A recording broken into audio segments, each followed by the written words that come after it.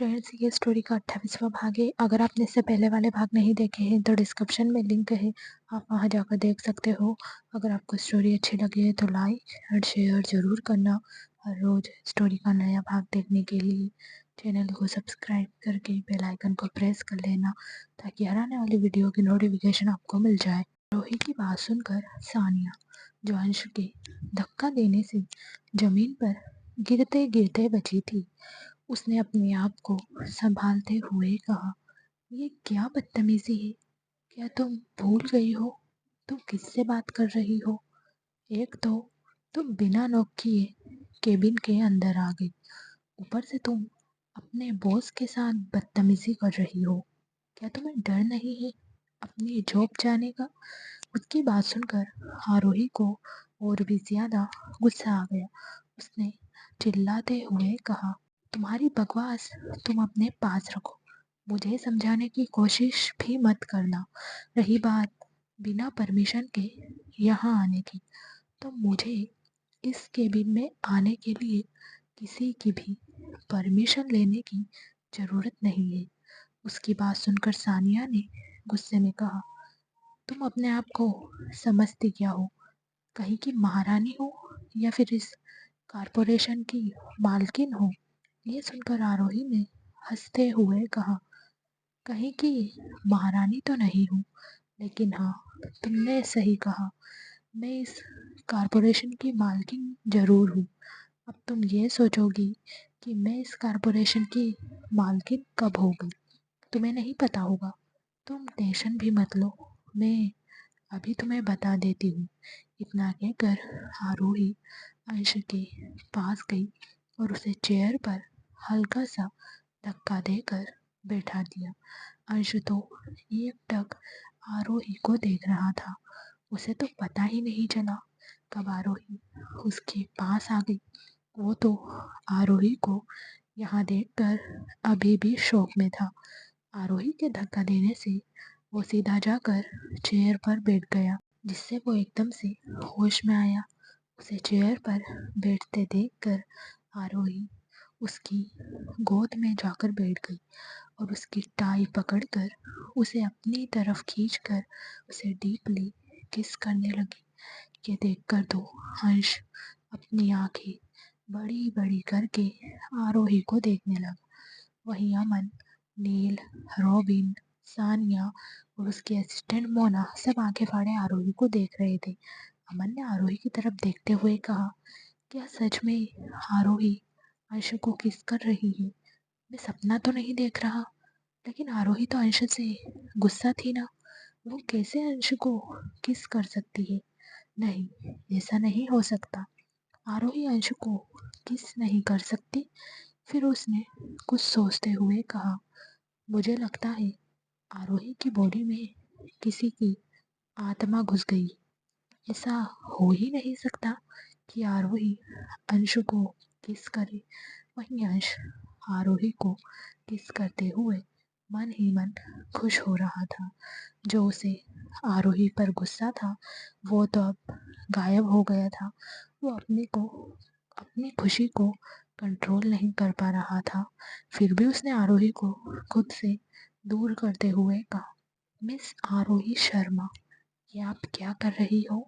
उसकी बात सुनकर सानिया ने आरोही की बाह पकड़कर उसे खींचते हुए कहा, तुम्हें शर्म नहीं आती इस तरह की हरकत करते हुए? मुझे नहीं पता था कि तुम इतनी कैरेक्टरलेस लड़की हो। उसकी बात सुनकर आरोही ने अंश की गोद से उठकर एक जोरदार थप्पड़ सानिया के गाल पर लगा दिया और गुस्से में कहा, अपनी बकवास बंद करो। समझी तुम? क्या तुम भूल गई हो मॉल में तुम्हारे साथ मेरी दोस्त ने क्या किया था? तुम्हें क्या लगता है तुम हर बार आकर मेरी बेइज्जती करोगी और मैं चुपचाप सुनती रहूंगी? नहीं मिस कपूर, उस दिन मॉल में इसलिए मैं चुप थी क्योंकि मैं वहाँ मॉल में कोई तमाशा नहीं करना चाहती थी। लेकिन वो क्या है ना, मेरी दोस्त मेरी तरह नहीं है। उन्हें सामने वाले को उसकी औकात दिखाना बहुत अच्छे से आता है।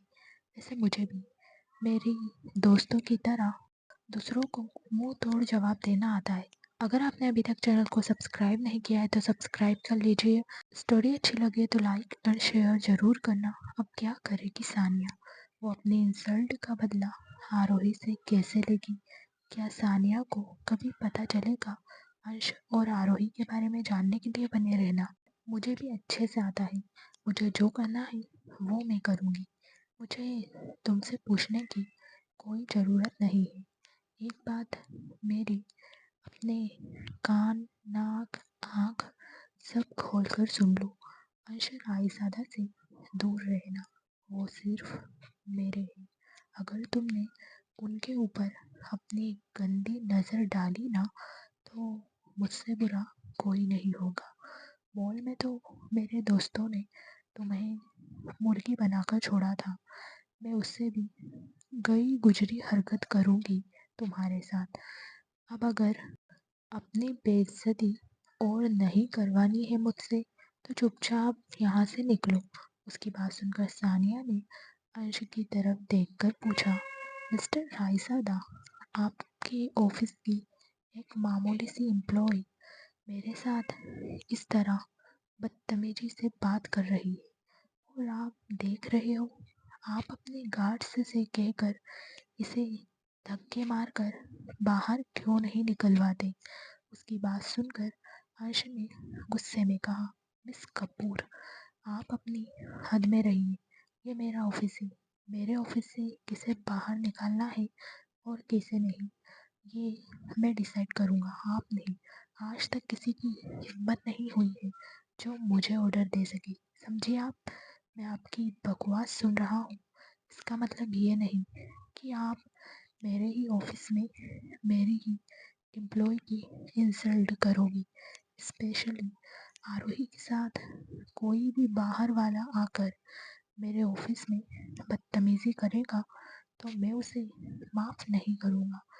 तुम्हारी जगह अभी कोई और होता तो अब तक मेरे गार्ड्स धक्के मारकर उसे बाहर निकाल देते। मैं इसलिए चुप हूँ क्योंकि तुम्हारे डैड मेरे डैड के अच्छे फ्रेंड हैं। इसलिए तुम्हारी ये पहली गलती समझकर मैं तुम्हें माफ़ कर रहा हूँ। याद रखना, ये तुम्हारी पहली और आखिरी गलती होनी चाहिए। इसके बाद अगर तुमने आरोही के साथ कुछ भी गलत करने की कोशिश की तो मैं क्या कर सकता हूँ ये तुम्हारे डैड अच्छे से जानते हैं। तुम तो अभी अभी कनाडा से आई हो। तुम्हारे डैड पहले से ही मुझे जानते हैं। आगे से मेरी कंपनी में आते वक्त हद में रहकर बात करना। अब तुम जो भी बात करने आई थी वो हम कल करेंगे। अभी किसी वक्त यहाँ से निकल जाओ। सानिया ने कहा, लेकिन मिस्टर रायज़ादा, उसने अभी इतना ही कहा था कि अंश ने चिल्लाते हुए कहा, गेट आउट फ्रॉम हियर। उसकी आवाज़ सुनकर सानिया एकदम से डर गई और वो चुपचाप केबिन से बाहर जाने लगी। तभी उसने पीछे मुड़कर एक नज़र आरोही को देखा और केबिन से बाहर आ गई। बाहर आकर उसने खुद से कहा, आरोही, फिर से तुम्हारी वजह से मेरी इंसल्ट हुई। मैं इसका बदला तुमसे लेकर रहूँगी। सानिया कभी अपनी बेइज्जती इतनी आसानी से नहीं भूलती और जो भी मेरी बेइज्जती करता है उसे भी मैं भूलने नहीं देती। Wait and watch. ये सोचकर वो कॉरिडोर से होकर लिफ्ट में गई। वहीं सानिया को इतने गुस्से में देखकर मोना ने कुछ नहीं कहा। वो भी चुपचाप सानिया के पीछे पीछे लिफ्ट में चली गई। उसने ग्राउंड फ्लोर का बटन दबाया। कुछ देर बाद लिफ्ट ग्राउंड फ्लोर पर जाकर रुकी। लिफ्ट का डोर ओपन हुआ तो वो दोनों लिफ्ट से बाहर आ गई। अगर आपने अभी तक चैनल को सब्सक्राइब नहीं किया है तो सब्सक्राइब कर लीजिए। स्टोरी अच्छी लगे तो लाइक एंड शेयर ज़रूर करना। क्या आरोही अंश की नाराज़गी दूर कर पाएगी? क्या होगा इन दोनों की लाइफ में आगे जानने के लिए बने रहे। और रायज़ादा कारपोरेशन से बाहर आकर कार में बैठकर वहाँ से निकल गई। वहीं सानिया के जाने के बाद अंश आरोही को घूरते हुए उसके करीब जाने लगा। अंश को अपने करीब आते देखकर आरोही पीछे जाने लगी। पीछे जाते जाते वो दीवार से टकरा गई और दीवार से जाकर चिपक कर खड़ी हो गई। वहीं आयुष एकदम से आरोही के करीब आया और उसकी दोनों साइड अपने हाथ रखते हुए बोला, तुम अभी थोड़ी देर पहले सानिया से क्या कह रही थी? उसे तो मुझसे दूर रहने को कह रही थी ना? पर वो क्यों? तुम तो कह रही थी कि मैं तुमसे और रूही से दूर रहूं। अब मैं वही तो कर रहा हूँ। ऐसे में अगर कोई मेरे पास आए तो तुम्हें फर्क नहीं पड़ना चाहिए, उल्टा तुम्हें तो खुश होना चाहिए कि मैं तुम्हारा पीछा छोड़कर किसी और का पीछा कर रहा हूँ। उसकी बात सुनकर आरोही को बहुत गुस्सा आया। उसने अंश की चेस्ट पर हाथ रखा और उसे खुद से दूर करते हुए बोली, अभी आपने कहा कि मुझे खुश होना चाहिए, वो क्यों भला? फिर उसने गुस्से में अंश की कॉलर पकड़ते हुए कहा, मिस्टर अंश रायजादा, कोशिश करके देख लेना किसी और लड़की के पीछे जाने की। और तो और कौन सी ऐसी बीवी है जो अपने ही पति को किसी और लड़की के साथ देखकर खुश होती है? जरा मुझे भी तो बताइए, मैं भी तो सुनूं वो कौन सी महान औरत है। एक बात मेरी अपने इस भेजे में बिठा लीजिए। इतना कहकर उसने अंश के माथे पर एक उंगली रखी और टेप करते हुए बोली, अब आप चाहकर भी मुझसे और रूही से दूर नहीं जा सकती। अगर आपने कोशिश भी की तो मैं आपकी दोनों टांगे तोड़कर आपको अपने पास बैठा लूँगी। समझे आप? ये मत समझना कि मैं आपको धमकी दे रही हूँ। मैं सच में ऐसा कर सकती हूँ। कैसे, पता है आपको? उसकी बात सुनकर हर्ष ने अपनी आईब्रो उठाते हुए कहा, नहीं पता मुझे। तुम मेरी टांगे तोड़ सकती हो, मैं भी तो सुनूं किसमें इतनी हिम्मत है जो तुम्हारा साथ देने के लिए तैयार है, वो भी मेरे खिलाफ होकर मेरी टांगे तुड़वाएगा। जरा मैं भी तो सुनूं उस इंसान का नाम। उसकी बात सुनकर आरोही ने मुस्कुराते हुए उसकी कॉलर छोड़कर उसके गले में अपनी दोनों बाहें लपेटते हुए कहा, वो हिम्मत वाले इंसान कोई और नहीं, आपके पापा है। ये सुनकर अंश को एकदम से खांसी आ गई। उसे खांसते देखकर आरोही ने पूछा, क्या हुआ? सुनकर झटका लगा। अंश ने हाँ में अपना सिर हिलाते हुए कहा, मुझे पता है वो तुम्हारे कहने पर ऐसा कर सकते हैं, इसमें कोई दोहराई नहीं है। आरोही ने कहा, अब आप जानते हो कि पापा मेरे कहने पर आपके साथ ऐसा कर सकते हैं, इसलिए कह रही हूँ, आगे से किसी लड़की का पीछा तो दूर की बात है, मेरे अलावा किसी और लड़की के बारे में सपने में भी सोचा तो आप जानते हो मुझे कुछ बताने की ज़रूरत नहीं है। इतना कहकर आरोही मुस्कुराने लगी।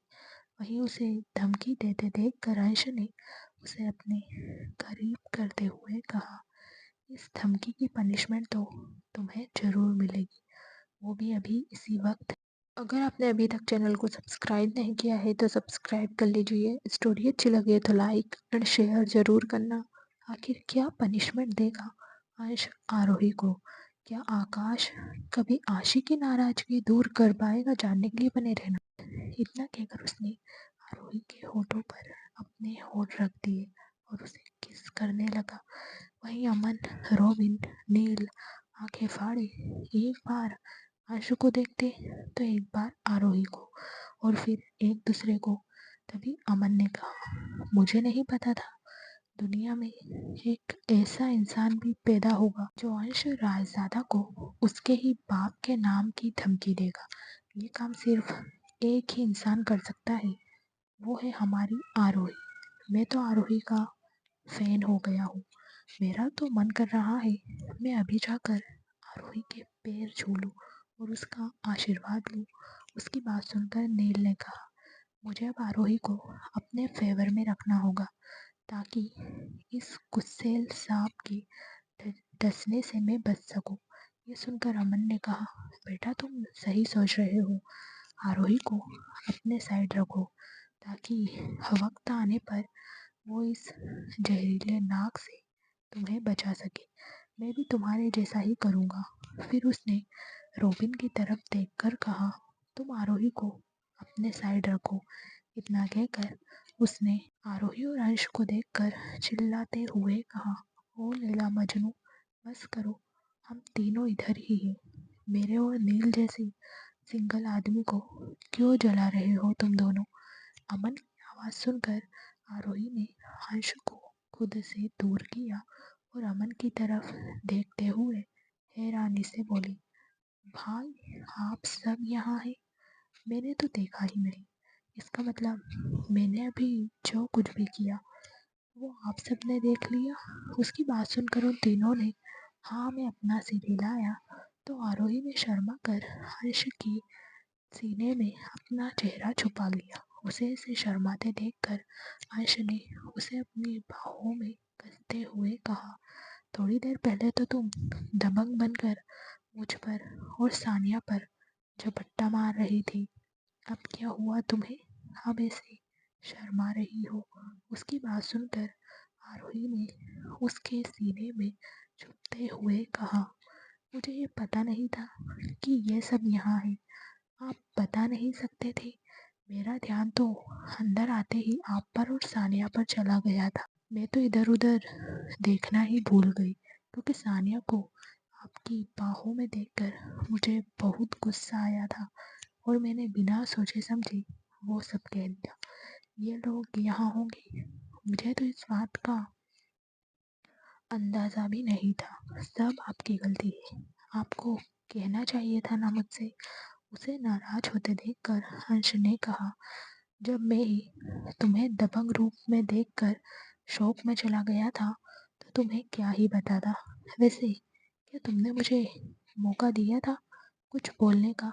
तुम्हें ऐसे शर्माने की ज़रूरत नहीं है।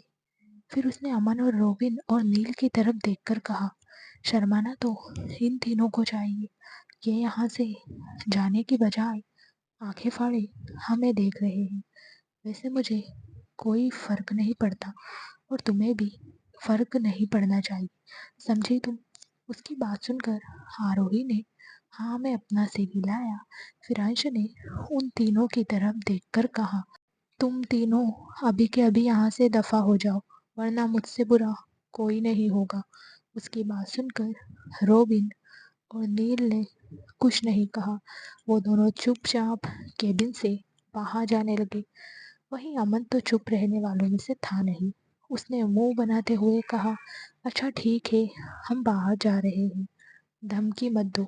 वैसे आरोही, तुम्हारा ये दबंग वाला स्टाइल मुझे तो बहुत अच्छा लगा।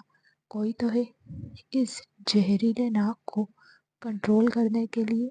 फिर उसने अंश की तरफ देखकर कहा, इसे कंट्रोल में रखना आरोही, वरना क्या भरोसा कल किसी दूसरी लड़की के पास चला गया तो? अभी तुमने अपनी आंखों से देखा ना कैसे ये उस सानिया को अपनी बाहों में लेकर बैठा था। इतना कहकर उसने अंश को देखकर आई फिंक। उसे ऐसा करते देखकर हंस ने उसे घूरते हुए कहा, अब तुम यहाँ से जाओगे या मैं अपने गार्ड्स से कहकर तुम्हें केबिन से बाहर फिकवाऊं? अमन ने कहा, कोई ज़रूरत नहीं है। इतना कहकर वो केबिन से बाहर निकल गया। अमन के जाने के बाद अंश आरोही को लेकर चेयर पर जाकर बैठ गया और उससे बोला, वैसे मेरी बेटी कैसी है? ये सुनकर आरोही ने गुस्से में कहा, आपको उसके बारे में क्यों जानना है? आप तो मेरी वजह से उससे भी दूर हो गए थे। फिर क्यों अब पूछ रहे हैं आप उसके बारे में? वैसे भी आपको क्या फ़र्क पड़ता है वो कैसी भी रहे? आपके हिसाब से तो वो सिर्फ मेरी बेटी है। आपको तो कुछ लगती नहीं है वो। अगर वो आपकी कुछ लगती तो आपको दूर जाने की कहने के बाद भी आप जाते नहीं। उसके उल्टा हॉस्पिटल में रुकते, ना कि मुझसे गुस्सा होकर यहाँ आते। उसे गुस्सा करते देखकर हर्ष ने कहा, अगर आपने अभी तक चैनल को सब्सक्राइब नहीं किया है तो सब्सक्राइब कर लीजिए। स्टोरी अच्छी लगी है तो लाइक और शेयर ज़रूर करना। क्या अमन करेगा आरोही से नील की शादी की बात? क्या आरोही नील के लिए कोई लड़की ढूंढ पाएगी? तुम्हें क्या लगता है आरोही, मेरे लिए आसान था तुमसे और रूही से दूर रहना? मैं ही जानता हूँ, जब तुमने मुझे तुमसे और रूही से दूर जाने की बात कही थी, तब मेरे दिल पर क्या बीती थी। मैं अपने दिल पर पत्थर रखकर वहाँ से आ गया था। फिर भी मैं रूही की तबीयत के बारे में अमन से पूछता रहता था। और तो और तुम्हारे सोने के बाद मैं अमन को वीडियो कॉल करके रूही को दिखाने को कहता था। ये सुनकर आरोही ने मुंह बनाते हुए कहा, इसका मतलब है आप सिर्फ रूही को वीडियो कॉल पर देखते थे, मुझे नहीं? ये सुनकर अंश ने कहा, तुम्हें कैसे नहीं देखता? जब मैं रूही को वीडियो कॉल पर देखता था तो तुम भी तो उसके बगल में सोती थी। मैं तो तुम दोनों को एक साथ देखता था, वो अलग बात है। मेरा ध्यान मेरी बेटी ही खींचती थी ज़्यादा। ये सुनकर आरोही ने मुंह बनाते हुए कहा, आप दोनों बाप बेटी एक जैसे हो, दोनों के बीच मैं तो कुछ भी नहीं। उसे ये कहते देखकर अंश ने उसके गाल पर किस किया और हंसते हुए कहा, तुम हमारी नींव हो, हम तुम्हें अपने से अलग कैसे मान सकते हैं? ये अलग बात है, मुझे तुम्हें जलाने में बहुत मज़ा आता है। मेरी बेटी भी मेरा पूरा साथ देती है तुम्हें जलाने में। वैसे मुझे कल पता चला तुम रूही को डिस्चार्ज करवा कर घर लेकर चली गई हो, लेकिन आज तुम पुणे वापस आ गई। तुम्हें क्या ज़रूरत थी रूही को इतनी जल्दी यहाँ लेकर आने की? कुछ दिन और वहाँ मॉम के साथ रह लेती। आरोही ने कहा, वाह क्या बात है, जिस इंसान ने खुद ही मुझे यहाँ आने पर मजबूर किया था, अब वही इंसान कह रहा है कि मुझे इतनी जल्दी आने की क्या ज़रूरत थी। ये सुनकर अंश ने कन्फ्यूजन से पूछा, मैंने क्या किया? तो आरोही ने नाराजगी भरी लहजे में कहा, अच्छा आप मुझसे पूछ रहे हो कि आपने क्या किया है। एक बात हो तो मैं आपको बताऊं ना? अंश ने कहा, साफ साफ बताओ मैंने क्या किया? आरोही ने कहा, पहली तो किसी को बिना बताए आप मुंबई से चले गए और उसके बाद किसी का फ़ोन भी नहीं उठा रहे थे, जिस वजह से वहाँ सब लोग परेशान हो रहे थे। और तीसरी गलती आपकी ये है कि यहाँ आकर आपने मेरी दोस्त कनक से क्या कहा है? अंश ने कहा, मैंने तो सिर्फ कनक से प्रोजेक्ट के बारे में बात की है, किसी और बारे में तो हमारे बीच बात ही नहीं हुई। आरोही ने कहा, ओहो, इतना इनोसेंट बनने की कोशिश मत कीजिए। आपने कनक से ये नहीं कहा कि आज के बाद उसे प्रोजेक्ट से रिलेटेड कोई भी बात करनी हो तो हम आपसे डायरेक्ट आकर मिल नहीं सकते? ये सुनकर अंश ने कहा, वो मैंने इसलिए कहा था क्योंकि तुम मुझसे दूर रहना चाहती थी। मैंने सोचा तुम्हारा काम आसान कर दूँ, इस प्रोजेक्ट की वजह से तुम्हें मुझे ना देखना पड़े, और मैं नहीं चाहता था तुम मुझे देखकर मुझसे दूर रहने का इरादा छोड़ दो। उसकी बात सुनकर आरोही ने कहा, अगर ऐसा है तो मैंने भी सोच लिया, मैं बिना परमिशन के आपके केबिन में आऊँगी और फिर आप क्या करोगे मेरे साथ? ये सुनकर अंश ने डेविल स्माइल करते हुए कहा, तुमने सही कहा मेरी जान, तुमने बिना परमिशन के मेरे केबिन में आकर गलती तो की है, और रही बात मैं क्या कर सकता हूँ। फिर उसने आरोही के चेहरे पर अपनी उंगली घुमाते हुए कहा, मैं तो बहुत कुछ कर सकता हूँ। जब मेरी छोटी सी खरगोश बीवी खुद ब खुद शेर के मुंह में खाना बनकर आई है, तो मैं उसे बिना खाए कैसे छोड़ सकता हूँ? ये सुनकर आरोही ने अंश की उंगली को पकड़ते हुए कहा, इसका क्या मतलब है? अंश ने एक झटके में आरोही को अपनी गोद में उठा लिया। अगर आपने अभी तक चैनल को सब्सक्राइब नहीं किया है तो सब्सक्राइब कर लीजिए। स्टोरी अच्छी लगे तो लाइक और शेयर ज़रूर करना। क्या आरोही अंश को अपने करीब आने की परमिशन देगी? क्या अंश आरोही के दिल में अपनी जगह कभी बना पाएगा? जानने के लिए बने रहना। और उसे अपने प्राइवेट रूम में लेकर जाने लगा। उस रूम को देखकर आरोही ने कहा, ये रूम कब यहाँ बना?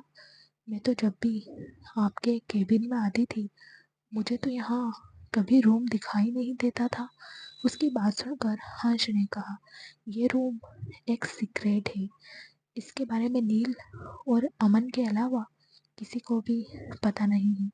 मेरे केबिन में जो बुक शेल्फ है, उसके पीछे ये रूम बना हुआ है। केबिन के अंदर जो भी आता है, उसे ये रूम दिखाई नहीं देता, क्योंकि ये बुक शेल्फ से पूरी तरह से कवर है। जब मैं इस शेल्फ का पासवर्ड लगाता हूँ, तो बुक शेल्फ एक्साइट हो जाती है। फिर इस रूम का डोर हमें दिखाई देता है। ये डोर मेरी फिंगर से ओपन होता है। उसकी बात सुनकर आरोही ने हाँ में अपना सिर हिलाते हुए कहा, आप मुझे नीचे उतार दीजिए। मुझे रूम में लेकर क्यों आए हैं आप वैसे? उसकी बात सुनकर अंश उसे बेड के पास लेकर गया और उसे बेड पर लेटाकर खुद उसके ऊपर आ गया। उसे अपने ऊपर देखकर आरोही ने कहा, आप क्या करने की कोशिश कर रहे हो? ये सुनकर अंश ने कहा, तुमने ही मुझसे कहा ना कि मैं क्या कर सकता हूँ।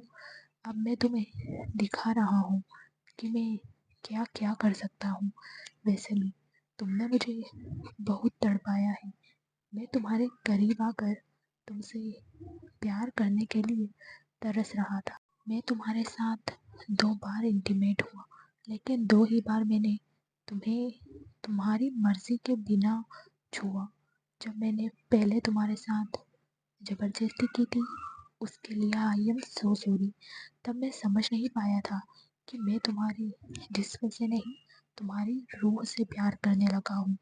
आशी जब भी तुम्हारी बात मुझसे करती थी, तब अनजाने में ही तुम मेरे दिल में जगह बनाती गई। मुझे समझ नहीं आया कि मैं तुमसे प्यार करने लगा हूँ।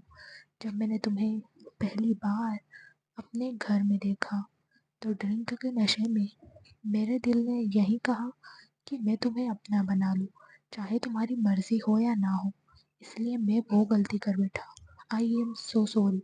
मैं दिल से उस गलती के लिए तुमसे माफ़ी मांगना चाहता हूँ।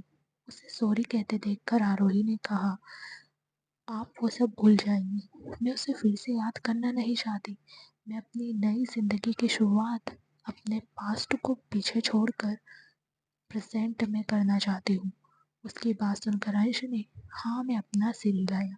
इधर कपूर इंडस्ट्री में सानिया इस वक्त अपने केबिन में तोड़ फोड़ मचा रही थी। वो चिल्लाते हुए कह रही थी, आरोही, तुमने मेरी बेइज्जती करके अच्छा नहीं किया है। तुमने अंश के सामने मेरी इंसल्ट करके बहुत बड़ी गलती की है। आज तक किसी की भी इतनी हिम्मत नहीं हुई कि कोई सानिया कपूर की इंसल्ट करे। तुमने तो उस इंसान के सामने मेरी इंसल्ट की जिसे मैं इम्प्रेस कर मेरे जाल में फंसाना चाहती हूँ, लेकिन तुमने बीच में आकर मेरा सारा खेल बिगाड़ दिया। तुमने हमारे बीच में आकर अच्छा नहीं किया। इसकी सजा तो तुम्हें मिलकर रहेगी। साथ में तुम्हारी उस दोस्त को भी, जिसने मॉल में मेरे साथ वो सब किया था। स्पेशली तुम्हें और उस कनक को मैं छोड़ूंगी नहीं। अगर आपने अभी तक चैनल को सब्सक्राइब नहीं किया है तो सब्सक्राइब कर लीजिए। स्टोरी अच्छी लगे तो लाइक और शेयर ज़रूर करना। क्या सानिया की पार्टी में अंश आएगा? क्या अंश सानिया के जाल में कभी फंस पाएगा, या फिर होगा कुछ ऐसा जिसके बारे में किसी ने नहीं सोचा? जानने के लिए बने रहना। उस 2 कौड़ी की लड़की की इतनी हिम्मत, उसने मुझे मुर्गी बनाने को कहा। उसे तो मैं मौत से भी बदतर सजा दूंगी। फिर उसने अपने आप को शांत किया और चेयर पर जाकर बैठ गई। तभी उसके केबिन के डोर पर किसी ने नॉक किया, तो सानिया ने अंदर आने के लिए कहा। उसकी असिस्टेंट मोना अंदर आ गई। अंदर आकर उसने केबिन का हाल देखा तो वो हैरान हो गई। पूरे केबिन में सामान बिखरा पड़ा था। मोना को ऐसे हैरान होते देखकर सानिया ने चिल्लाते हुए कहा, इसे साफ करो और हाँ, कल तक मुझे उस आरोही की सारी इंफॉर्मेशन चाहिए। अगर कल तक मुझे उस लड़की की इंफॉर्मेशन नहीं मिली तो तुम अपना रेजिग्नेशन लेटर केबिन में रखकर चली जाना। वहीं इधर अमन ने अंश के केबिन से बाहर आकर रोबिन और नील से कहा, मैं आज बहुत खुश हूँ। आरोही अंश से अब नाराज नहीं है। मुझे तो टेंशन हो रही थी कि कहीं ये दोनों एक दूसरे से अलग ना हो जाए, लेकिन अब मुझे इन दोनों की कोई टेंशन नहीं है। बस मैं तो यही चाहता हूँ कि ये दोनों फिर से झगड़ा ना करें, वरना वो जहरीला नाग हमारा जीना हराम कर देगा। फिर उसने नील की तरफ देखकर पूछा, तुम कब सेटल हो रहे हो? नील ने कहा, आपके दोस्त मुझे जब छुट्टी देंगे तभी तो मैं किसी लड़की को पटाऊंगा ना। ये सुनकर अमन ने कहा, तुम एक काम करो, तुम आरोही से जाकर कहो कि वो तुम्हारी किसी अच्छी लड़की के साथ शादी करवा दे। उसकी बात सुनकर नील ने कहा, वैसे सर, आपका आइडिया बुरा नहीं है, लेकिन मैं अपनी ही शादी की बात आरोही से कैसे कर सकता हूँ? एक काम कीजिए, आप आरोही से कहिए कि वो एक अच्छी लड़की देखकर मेरी शादी करवा दे, नहीं तो बॉस से कहकर मुझे एक हफ्ते की छुट्टी दिलवा दे। उसकी बात सुनकर अमन ने उसकी पीठ थपथपाते हुए कहा, अच्छा ठीक है, मैं करता हूँ आरोही से तुम्हारी शादी की बात। नील ने कहा, आपकी बहुत मेहरबानी होगी। अमन ने कहा, अच्छा ठीक है, अब मैं और रोबिन यहाँ से जा रहे हैं। नील ने हाँ में अपना सिर हिलाया तो अमन रोबिन के साथ ऑफिस से बाहर चला गया। वहीं इधर अंश के रूम में आरोही की बात सुनकर अंश ने कहा, अगर तुम अपना पास्ट भूलकर मेरे साथ आगे बढ़ना चाहती हो तो शुभ काम में देर क्यों करनी। वैसे भी आज दिन अच्छा है और मौसम भी। उसकी बात सुनकर आरोही ने कंफ्यूज होते हुए पूछा, आज दिन कैसे अच्छा है और आपको मौसम कैसे अच्छा दिखाई दे रहा है? बाहर तो कड़कती धूप है। बाहर अगर थोड़ी देर के लिए कोई खड़ा हो जाएगा तो जलकर कोयला बन जाएगा। बड़े आए मौसम अच्छा कहने वाले। उसकी बात सुनकर अंश ने कहा, मैं बाहर के मौसम की बात नहीं कर रहा जान, मैं तो मेरी बात कर रहा हूँ। आज तो मेरी जान अपनी नाराजगी और गुस्सा दोनों छोड़कर मेरे पास आई है। उसकी बात सुनकर आरोही ने उसे सॉरी कहा तो अंश ने कहा, सॉरी किस लिए, क्या मैं जान सकता हूँ? आरोही ने उदास होते हुए कहा, उस दिन हॉस्पिटल में मैंने सबके सामने आपको थप्पड़ मारा, आप पर बहुत गुस्सा किया। मुझे ऐसा नहीं करना चाहिए था। मैंने देखा है, जब से आप रूही से मिले हो तब से आप अपना सारा प्यार उस पर लुटा रहे हो, और जब से रूही आपसे मिली है तब से वो भी बहुत खुश रहने लगी है। अब उसे ऐसा लग रहा होगा कि उसे प्रोटेक्ट करने के लिए कोई है। वो कोई भी मस्ती कर सकती है, उसे कोई भी डांटने आएगा तो उसके पापा उसे प्रोटेक्ट करेंगे। इसलिए वो अब और ज़्यादा शैतान हो गई है। उसकी बात सुनकर हर्ष ने कहा, शैतान तो होगी ही, वो मेरी बेटी जो है। अब तुम वो सब छोड़ो, अब तुम हमारी बात करो। ये सुनकर आरोही ने कहा, हमारी बात क्या करनी है, मैंने तो अब आपसे सॉरी भी कह दिया। अब आप मुझे छोड़ दीजिए, मुझे बहुत काम है। उसकी बात सुनकर अंश ने कहा, तुमने सॉरी कहा वो सही है, वो तो तुम्हारे साइड का सॉरी था, अब मेरे साइड का बाकी है। आरोही ने पूछा, आपके साइड का क्या बाकी है? सॉरी, अगर आपने अभी तक चैनल को सब्सक्राइब नहीं किया है तो सब्सक्राइब कर लीजिए। स्टोरी अच्छी लगे तो लाइक और शेयर ज़रूर करना।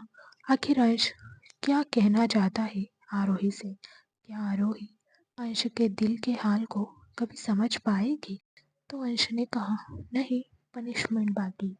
ये सुनकर आरोही ने बुरा सा मुंह बनाते हुए कहा, आप मुझे पनिशमेंट दोगे? अंश ने कहा, जी हाँ, मैं कैसे छोड़ सकता हूँ आपको। पनिशमेंट के लिए तैयार हो जाओ। आरोही ने कहा, ठीक है, जो पनिशमेंट देनी है दे दीजिए। अंश ने कहा, सोच लो, बाद में तुम पीछे नहीं हट सकती। आरोही ने कहा, नहीं हटूंगी। तो अंश ने बहुत प्यार से कहा, आरोही, मुझे तुम चाहिए। ये सुनकर आरोही ने कंफ्यूजन से कहा, मैं तो आपके पास ही हूँ। तो अंश ने कहा, हाँ, तुम मेरे पास हो, लेकिन मुझे तुम्हें आज इसी वक्त पूरी तरह से अपना बनाना है। वैसे हम एक तो पहले ही हो चुके हैं, लेकिन जब तुम्हारी मर्जी नहीं थी, आज मैं तुम्हारी मर्जी से तुम्हें अपना बनाना चाहता हूँ। तुम्हें जी भरकर प्यार करना चाहता हूँ। मैं अपना प्यार तुम्हें महसूस करवाना चाहता हूँ। तुम्हारे जिस्म में मैं अपने प्यार की छाप छोड़ना चाहता हूँ, ताकि कल मेरे प्यार को याद करके तुम्हारे फेस पर स्माइल आ जाए। बोलो आरोही, क्या तुम मुझे परमिशन दोगी? उसकी बात सुनकर आरोही ने शर्माते हुए अपने दोनों हाथों से अपने चेहरे को कवर कर लिया। तो अंश ने उसके दोनों हाथ हटाते हुए पूछा, बोलो आरोही, कैन आई ईट यू? ये सुनकर आरोही के लाल बिल्कुल टमाटर की तरह लाल हो गए। उसने कहा, आप ऐसी बेशर्मी भरी बातें कैसे कर सकते हो? आपको शर्म नहीं आती मुझसे इस तरह की बातें करते हुए? अर्श ने पूछा, शर्म किस बात की? मैं तो अपनी बीवी से पूछ रहा हूँ, किसी और की बीवी से थोड़ी ना पूछ रहा हूँ। जब मैं अपनी ही बीवी से बात करने में मुझे शर्म आएगी, तो मैं उससे प्यार कैसे करूँगा? और फिर मैं उसे अपने बच्चों की माँ कैसे बनाऊँगा? मुझे रूही की तरह और भी ढेर सारे बच्चे चाहिए जो मुझे पापा कहकर बुलाए। उसके लिए मुझे अपनी शर्म छोड़कर तुमसे परमिशन तो लेनी पड़ेगी ना। इधर सानिया मोना को केबिन साफ करने का कहकर केबिन से बाहर निकल गई और लिफ्ट से नीचे आकर ऑफिस से बाहर आ गई। बाहर आकर वो अपनी कार में बैठी और घर के लिए निकल गई। कुछ देर बाद उसकी कार कपूर मेंशन के बाहर आकर रुकी। सानिया कार से बाहर आई और मेंशन के अंदर चली गई। अंदर आकर उसने जोर जोर से अपने डैड को आवाज़ लगाते हुए कहा, डैड, आप कहाँ हो? मुझे आपसे बात करनी है। उसकी आवाज़ सुनकर रूम में सो रहे नीरज कपूर रूम से बाहर आए और सीढ़ियों से नीचे उतरकर हॉल में आकर सानिया से बोले, क्या हुआ बेटा? क्यों इतनी ज़ोर ज़ोर से चिल्ला रही हो? उनकी बात सुनकर सानिया ने कहा, डैड, आप कल के कल पार्टी रखी। ये सुनकर नीरज जी ने हैरान होते हुए पूछा, ऐसा कैसे हो सकता है बेटा? हम कल के कल पार्टी कैसे रख सकते हैं? बड़ी पार्टी का अरेंजमेंट करना एक ही दिन में कोई मजाक की चीज़ नहीं है। जब तुम्हारा मन करता है तुम मना कर देती हो। अब तुम्हारा मन कर रहा है तो तुम अचानक से आकर कह रही हो कि डेट पार्टी रखो। पार्टी के लिए कितनी अरेंजमेंट करनी होती है, एक दिन में इतनी अरेंजमेंट नहीं हो सकती। अगर आपने अभी तक चैनल को सब्सक्राइब नहीं किया है तो सब्सक्राइब कर लीजिए। स्टोरी अच्छी लगे तो लाइक और शेयर ज़रूर करना। क्या सानिया के कहने पर नीरज जी पार्टी रखेंगी? पार्टी में क्या होगा जानने के लिए बने रहना। जब मैं तुमसे कह रहा था तब तुमने ही कैंसिल की थी ना पार्टी। इतनी जल्दी कोई इवेंट प्लानर भी नहीं मिलेगा। उनकी बात सुनकर सानिया ने कहा, क्यों नहीं मिलेगा डैड? इस शहर में हमारा भी एक रुतबा है। जब सारे इवेंट प्लानर सुनेंगे कि कपूर फैमिली कोई पार्टी रखना चाहती है तो सब एक लाइन में आकर खड़े हो जाएंगे। उसकी बात सुनकर नीरज जी ने कहा, अच्छा ठीक है, मैं देखता हूँ। सानिया ने हाँ कहा और अपनी रूम की तरफ चली गई। उसके जाने के बाद नीरज जी ने किसी को कॉल किया और बात करने लगे। 15 मिनट तक उन्होंने किसी से कॉल पर बात की और फिर नीरज जी ने वहाँ के केयर टेकर शंभू से कहा, शंभू, कल घर में सानिया की कनाडा से वापस आने की खुशी में मैंने पार्टी रखी है। अभी इवेंट प्लानर आता ही होगा, उन्हें जो चाहिए तुम उन्हें दे देना और उनकी थोड़ी मदद कर देना। अगर कोई प्रॉब्लम हो तो मैं रूम में हूँ, मुझे बुला लेना। उनकी बात सुनकर शंभू ने हाँ कहा तो नीरज जी अपने रूम की तरफ चली गई।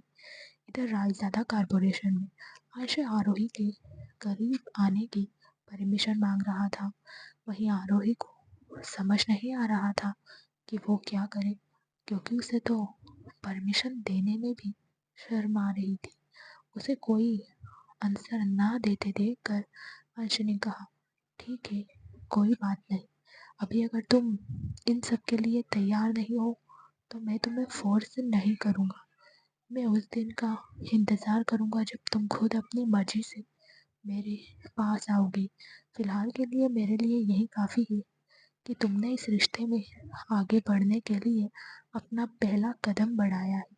इतना कहकर अर्श आरोही के ऊपर से उठने लगा तो आरोही ने उसे अपनी तरफ खींच लिया और उसके होठों पर अपने होठ रख कर उसे पैशनेटली किस करने लगी। उसे किस करते देखकर हर्ष भी उसे किस करने लगा। इस वक्त दोनों ही एक दूसरे को पागलों की तरह किस कर रहे थे। लगभग 15 मिनट तक उन्होंने एक दूसरे को किस किया। जब आरोही को सांस लेने में तकलीफ होने लगी तो अंश ने उसे छोड़ दिया और उसकी नेक पर किस करने लगा। वहीं आरोही गहरी गहरी सांस ले रही थी। वो पूरी तरह से अंश में खो चुकी थी। वहीं अंश आरोही को चूमे जा रहा था। देखते ही देखते उसने आरोही के कपड़े उससे अलग कर दिए और उसे बेड पर पलट कर उसकी पीठ पर किस करने लगा। वहीं आरोही अपनी आंखें बंद करके अंश को महसूस कर रही थी। तभी अंश ने एक झटके में आरोही को पलटा और उसके होठों पर अपने होठ रखकर उसके अंदर समा गया। वहीं आरोही की जीभ उसके मुंह में ही रह गई, क्योंकि अंश उसे किस कर रहा था। उसकी आंखों से आंसू बहने लगे। आरोही की आंखों में आंसू देखकर अंश उसे प्यार से किस करने लगा। उसने आरोही की दोनों आंखों को चूम लिया। वहीं आरोही के नाखून अंश की पीठ में धंस रहे थे। अंश ने उसके दोनों हाथ अपने हाथ में लेकर ऊपर की तरफ कर दिए। 2 घंटे तक अंश ने आरोही को प्यार किया। आरोही तो अब तक पूरी तरह से थक चुकी थी। वो ठीक से अपनी आंखें भी नहीं खोल पा रही थी, क्योंकि उसकी आंखें थकान की वजह से बंद हो रही थी। जब अंश पूरी तरह से सेटिस्फाई हो गया तो उसने आरोही को छोड़ा और एकटक आरोही के चेहरे को देखने लगा। आज उसने आरोही को पूरी तरह से अपना बना लिया था, वो भी आरोही की मर्जी से। आशाज बहुत ज़्यादा खुश था। आरोही को देखते हुए उसके फेस पर एक बड़ी सी स्माइल आ गई।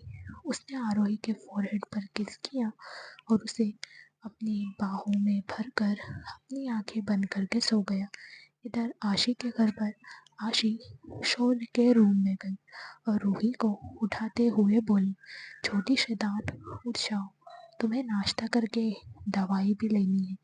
अगर तुम दवाई टाइम से नहीं लोगी तो तुम अपनी मॉम को परेशान कैसे करोगी। उसकी बात सुनकर रूही आँख मसलते हुए उठकर बैठ गई तो आशी ने उसकी गाल पर किस करते हुए कहा, फाइनली तुम उठ गई, चलो अब चलकर फ्रेश हो जाते हैं। इतना कहकर उसने रूही को अपनी गोद में उठाया और वॉशरूम में फ्रेश करवाने चली गई।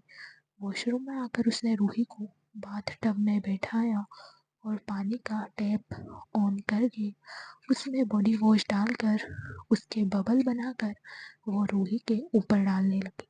ये देखकर रूही खिलखिलाकर हंसने लगी। वो हंसते हुए अपने हाथ पैर बाथ टब में ज़ोर-ज़ोर से पटक रही थी, जिस वजह से पूरा पानी आशी के ऊपर गिर रहा था।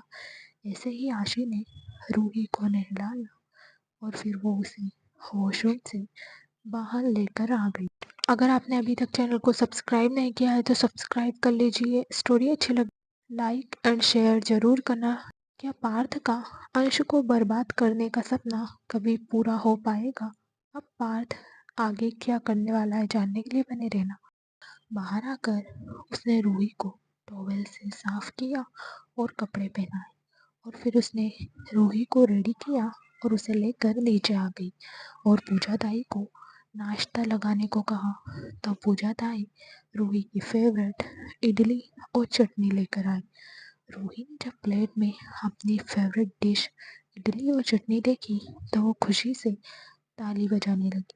उसे ऐसे ताली बजाते देखकर आशी ने कहा, हाँ मुझे पता है तुम्हें इडली और चटनी बहुत पसंद है।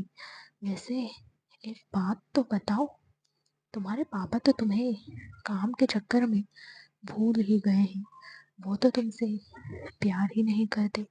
उसकी बात सुनकर रूही उसे घूरने लगी और फिर उसने गुस्से में आशी के गाल पर एक चांटा मारा, जिसे देखकर आशी हैरानी से अपने गाल पर हाथ रखते हुए बोली, छोटी शैतान, ये क्या था? तुमने मुझे थप्पड़ क्यों मारा? रूही ने उसे घूरते हुए कहा। उसे पापा कहते देखकर आशी ने कहा, हाँ मुझे मालूम है वो तुम्हारे ही पापा हैं, लेकिन तुमसे पहले वो मेरे भाई हैं। उसकी बात सुनकर रूही फिर से उसे घूरने लगी तो आशी ने मुंह बनाते हुए कहा, अच्छा ठीक है, तुम नाश्ता कर लो, मैं तुम्हारे पापा के बारे में कुछ नहीं करूँगी। वो बस तुम्हारे ही पापा है और हमारे कुछ भी नहीं। उसकी बात सुनकर रूही मुस्कुराने लगी तो आशी मुंह बनाते हुए रूही को नाश्ता करवाने लगी। नाश्ता करवाने के बाद उसने रूही को मेडिसिन दी और रूम में लेकर चली गई। इधर दूसरी तरफ प्रिया अपनी सारी रिपोर्ट लेकर हॉस्पिटल के लिए निकल गई। कुछ देर बाद उसकी कार हॉस्पिटल के बाहर आकर रुकी। प्रिया कार से बाहर आई और हॉस्पिटल के अंदर चली गई। अंदर जाकर वो डॉक्टर रिधिमा के केबिन में चली गई, जो एक गायनेकोलॉजिस्ट है। प्रिया को देखकर डॉक्टर रिधिमा ने उसे चेयर पर बैठने के लिए कहा तो प्रिया उनके सामने वाली चेयर पर जाकर बैठ गई। प्रिया को बैठते देखकर डॉक्टर रिधिमा ने पूछा, क्या बात है प्रिया, क्या तुम्हें कुछ पूछना है? प्रिया ने कहा, डॉक्टर आपने कुछ टाइम पहले मेरा टेस्ट किया था, उसकी रिपोर्ट मेरे घर पर आई थी। उसकी बात सुनकर डॉक्टर रिधिमा ने कहा, हाँ मैंने मेरे स्टाफ से बोलकर वो रिपोर्ट आपके घर भिजवाई थी। क्या उसमें कुछ प्रॉब्लम है या आपको उसके बारे में कुछ डिस्कस करना है? आपने तो उसे पढ़ ही लिया होगा। आपकी प्रेगनेंसी में कुछ कॉम्प्लिकेशंस है। अगर आप प्रॉपर बेड रेस्ट करोगी तो आगे चलकर डिलीवरी के टाइम कोई प्रॉब्लम नहीं होगी, वरना आप जानती हो डिलीवरी के टाइम कुछ भी हो सकता है और साथ में आप कभी दूसरी बार माँ नहीं बन पाओगे। इसलिए मैं आपको यही सजेस्ट करूँगी कि आप कुछ महीनों के लिए अपने काम से छुट्टी ले लीजिए ताकि आप ठीक हो जाएं। डॉक्टर की बात सुनकर प्रिया ने हिचकिचाते हुए कहा, डॉक्टर मुझे कुछ और बात करनी है। उसे से हिचकिचाते देखकर डॉक्टर रिधिमा ने कहा, मिस प्रिया, आप मुझसे कुछ भी पूछ सकती हो। आपको इसे हिचकिचाने की ज़रूरत नहीं है। मैं आपकी डॉक्टर हूँ। आपको अपनी मेडिकल कंडीशन के बारे में जानने का पूरा हक है। ये सुनकर प्रिया ने हिचकिचाते हुए कहा, डॉक्टर मैं इस बच्चे को अबॉर्ट करना चाहती हूँ। मैं इसे इस वक्त नहीं रख सकती। ये सुनकर डॉक्टर रिधिमा ने पूछा, मिस प्रिया, ये आप क्या कह रही हो? प्रिया ने कहा, डॉक्टर मुझे पता है, ये सुनकर आपको शौक लगा होगा क्योंकि मैं पुलिस ऑफिसर होकर एक मासूम बच्चे की जान लेने की बात कर रही हूँ, जो अभी इस दुनिया में आया भी नहीं है। अगर आपने अभी तक चैनल को सब्सक्राइब नहीं किया है तो सब्सक्राइब कर लीजिए। स्टोरी अच्छी लगे तो लाइक एंड शेयर ज़रूर करना। आखिर प्रिया अपने बच्चे को अबॉर्ट क्यों करना चाहती है? क्या होगा जब अमन को इस बच्चे के बारे में पता चलेगा? जानने के लिए बना रहना। लेकिन मैं क्या करूँ, मैं मजबूर हूँ। अभी मैं एक केस में बिजी हूँ। ऐसे में अगर मैं इस बच्चे को रखूँगी तो मुझे उस केस में या फिर इस बच्चे में से किसी एक को चुनना पड़ेगा, और मैं ऐसा नहीं कर सकती क्योंकि मेरे लिए उस केस को सॉल्व करना बहुत ज़रूरी है। दरअसल प्रिया को अपनी प्रेगनेंसी के बारे में आरोही और रूही के किडनैप होने से एक दिन पहले ही पता चला था। वो कुछ टेस्ट करवाने हॉस्पिटल आई थी, तभी उसे पता चला था कि वो प्रेग्नेंट है। उस वजह से वो बहुत ज़्यादा परेशान हो गई थी। वो अमन को इस बारे में बताना चाहती थी, लेकिन फिर आरोही और रूही का किडनैप हो गया तो वो सब मुंबई चले गए, जिस वजह से प्रिया ने अमन को अपनी प्रेगनेंसी के बारे में बताने की बात को ड्रॉप कर दिया था, और उसने खुद ही अपने बच्चे को अबॉर्ट करने का फैसला ले लिया। वहीं हॉस्पिटल के बाहर अमन की कार आकर रुकी। वो कार से बाहर आया और हॉस्पिटल के अंदर चला गया। दरअसल रायज़ादा कॉरपोरेशन से रॉबिन अमन के फ्लैट के लिए निकल गया था, क्योंकि जैस्मिन वहीं पर थी, और अमन सीधा हॉस्पिटल आ गया था क्योंकि उसे आकाश ने किसी पेशेंट को देखने के लिए बुलाया था। अंदर आकर वो कॉरिडोर से होते हुए जा ही रहा था, तभी उसे डॉक्टर रिधिमा के केबिन से प्रिया कहने की आवाज़ आई, जिसे सुनकर वो एकदम से चौंक गया। उसने खुद से कहा, क्या प्रिया यहाँ हो सकती है? शायद वो मेरी प्रिया ना हो, कोई और प्रिया हो। हॉस्पिटल में तो कितने ही लोग आते जाते हैं एक नाम के। वैसे भी प्रिया गायनेकोलॉजिस्ट के पास क्यों आएगी? फिर उसने कुछ सोचते हुए कहा, अगर ये मेरी प्रिया हुई तो कहीं उसकी तबीयत तो खराब नहीं है? मैंने कल भी उसे मुंबई में देखा था, वो बहुत उदास थी, ज़्यादा किसी से बात भी नहीं कर रही थी। उसे देखकर ऐसा लग रहा था जैसे वो बहुत परेशान है। क्या मैं एक बार डॉक्टर रिधिमा के केबिन में जाकर देखूं? अगर डॉक्टर रिधिमा मुझसे पूछेंगी कि मैं उनके केबिन में क्या कर रहा हूँ, तो मैं उनसे कहूँगा कि बस ऐसे ही मैं उनसे मिलने आया हूँ। हाँ, यही सही होगा। ये सोचकर वो डोर ओपन करके अंदर जाने ही वाला था, तभी उसे डॉक्टर रिधिमा की आवाज़ आई, जिसे सुनकर वो हैरान हो गया। डॉक्टर रिधिमा प्रिया से कह रही थी, प्रिया, तुम इस बच्चे को अबॉर्ट नहीं कर सकती। तुमने वो रिपोर्ट पढ़ी है ना, जो हमने तुम्हारे घर भेजी थी? उस रिपोर्ट में साफ साफ लिखा था तुम्हारी प्रेगनेंसी में कॉम्प्लिकेशन सही, लेकिन उसे मेडिसिन से ठीक किया जा सकता है। अगर तुमने इस बच्चे को अबॉर्ट कर दिया तो तुम कभी भी माँ नहीं बन पाओगी। डॉक्टर रिधिमा की बात सुनकर प्रिया ने कहा, डॉक्टर, मुझे पता है, मैंने वो रिपोर्ट पढ़ी। डॉक्टर रिधिमा ने कहा, तो क्या तुम रिपोर्ट पढ़ने के बाद भी ये करना चाहती हो? प्रिया ने कहा, हाँ, मैं इस बच्चे को अबॉर्ट करना चाहती हूँ। उसने अभी इतना ही कहा था कि तभी डोर ओपन करके अमन अंदर आया। अमन को वहाँ देखकर डॉक्टर रिधिमा अपनी चेयर से खड़ी हुई और अमन की तरफ देखते हुए बोली, डॉक्टर अमन, आप यहाँ? आपको मुझसे कुछ काम था क्या? अमन ने डॉक्टर रिधिमा की बात को पूरी तरह से इग्नोर किया और प्रिया की तरफ देखने लगा। जब उसने देखा कि वो लड़की कोई और नहीं, उसकी ही प्रिया है, तो वो एकदम हैरान हो गया। उसने प्रिया की तरफ देखते हुए कहा, प्रिया, क्या तुम प्रेग्नेंट हो? वही प्रिया डॉक्टर रिधिमा के केबिन में अमन को देखकर हैरान हो गई थी। अगर आपने अभी तक चैनल को सब्सक्राइब नहीं किया है तो सब्सक्राइब कर लीजिए। स्टोरी अच्छी लगे तो लाइक एंड शेयर ज़रूर करना। क्या होगा जब अमन और प्रिया के बारे में अमन के घर वालों को पता चलेगा? क्या अमन अब प्रिया से शादी करेगा? जानने के लिए बने रहे। उसने अमन की सवाल का कोई जवाब नहीं दिया तो अमन ने डॉक्टर रिधिमा की तरफ देखते हुए पूछा, डॉक्टर रिधिमा, क्या अभी अभी मैंने जो सुना वो सच है? क्या प्रिया प्रेग्नेंट है? डॉक्टर रिधिमा ने कहा, जी डॉक्टर अमन, प्रिया सच में प्रेग्नेंट है। अगर आप प्रिया को जानते हो तो आप इसे समझाइए कि ये बच्चे को अबॉर्ट ना करें, क्योंकि अगर इसने इस बच्चे को अबॉर्ट कर दिया तो फिर इसके बाद ये कभी भी माँ नहीं बन पाएगी। मैं यही बात इसे समझा रही हूँ, लेकिन ये मेरी बात समझने को तैयार ही नहीं है। कह रही है कि अभी ये किसी केस में बिजी है, जिस वजह से ये इस बच्चे को नहीं रख सकती।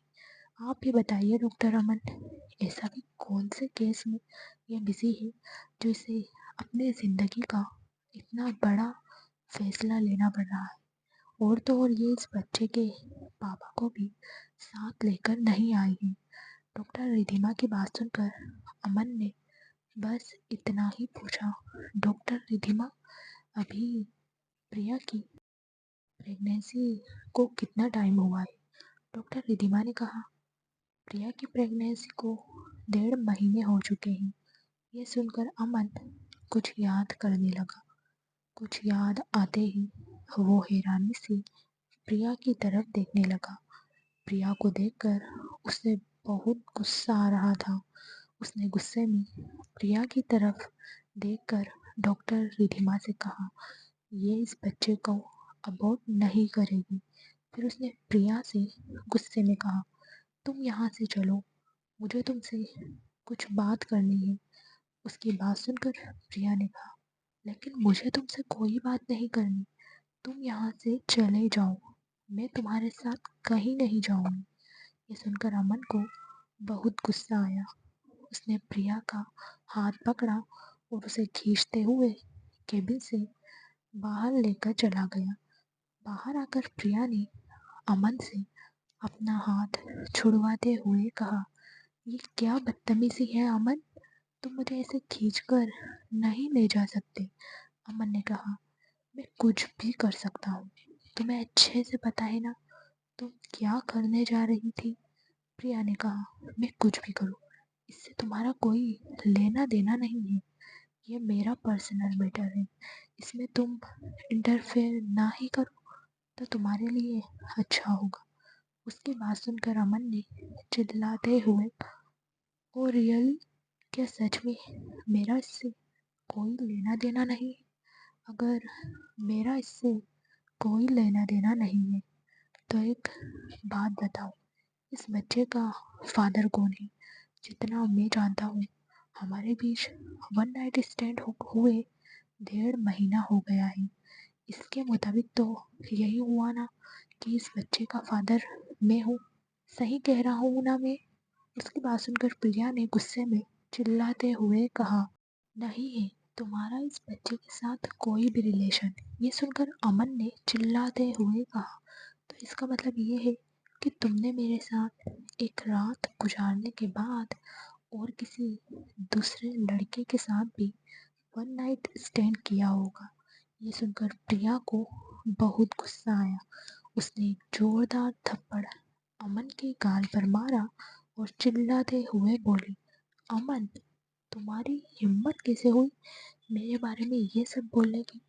तुम ऐसा सोचते हो मेरे बारे में? क्या तुम मुझे इतनी घटिया लड़की समझते हो? और तुम्हें किसने हक दिया है मेरे कैरेक्टर पर उंगली उठाने का? तुम होते कौन हो मुझे ये सब कहने वाले? उस दिन मैं ड्रिंक के नशे में तुम्हारे रूम में आ गई थी, जिस वजह से हमारे बीच वो सब हुआ। एक बात मेरी कान खोल कर सुन लो, मेरी लाइफ में तुमसे पहले कोई लड़का नहीं आया था। तुम पहले लड़के हो जिसके साथ मैंने वो सब किया, वो भी ड्रिंक के नशे में। तुम्हारे अलावा ना मेरी लाइफ में कोई लड़का आया था और ना ही कभी आएगा। अगर मैं उस दिन ड्रिंक के नशे में तुम्हारे रूम में नहीं आती तो शादी से पहले मैं कभी ऐसा नहीं करती। और ये बच्चा उसी दिन का नतीजा है। इतना कहकर प्रिया वहीं साइड में लगी चेयर पर जाकर बैठ गई और रोने लगी। उसे रोते देखकर अमन उसके पास गया और उसे अपने गले से लगाते हुए बोला, आई एम सो सॉरी, मैंने बस गुस्से में वो सब कह दिया। मैं तो तुम्हारे मुंह से सुनना चाहता था कि ये बच्चा मेरा ही है। तुम्हें पता है मैं कितना खुश हूँ। मेरे मॉम डैड तो कब से मेरी शादी के पीछे पड़े थे। अब वो लोग ये सुनेंगे कि वो पहले से ही दादा दादी बन गए हैं तो तुम्हें पता है वो कितने खुश होंगे। अब क्या होगा इन सब की लाइफ में आगे, जानने के लिए बने रहना। फ्रेंड्स, आपको स्टोरी कैसी लगी कमेंट करके ज़रूर बताना। अगर अच्छी लगी हो तो लाइक एंड शेयर ज़रूर करना। हर रोज़ स्टोरी का नया भाग देखने के लिए चैनल को सब्सक्राइब करके बेल आइकन को प्रेस कर ले ताकि हर आने वाली वीडियो का नोटिफिकेशन